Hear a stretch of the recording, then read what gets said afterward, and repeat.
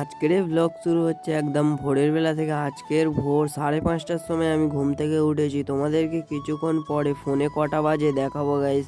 তোমরা দেখা পাচ্ছ যে এখন বাজে 5:33। আজকের অনেক তাড়াতাড়ি ঘুম থেকে আমি উঠে গেছি।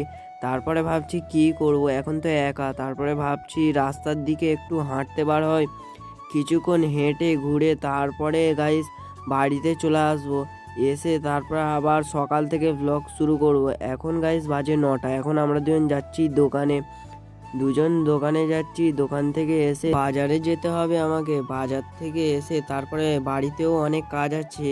তারপরে আমি দুপুরবেলা গা হাত পা ধুয়ে এসে তার কিছুক্ষণ পরে আমি একটু খাওয়া দাওয়া করে তারপরে 1টার দিকে বার হবে একটু ভিডিও এডিটিং করতে। এখন খাওয়া দাওয়া হয়ে গেছে, এখন একটু বসে তারপরে একটু শুয়ে দুপুরবেলা বিকেলের দিকেই বার হব ভিডিও এডিটিং করতে। টাটা, আবারও দেখাবে পরের ভিডিওতে।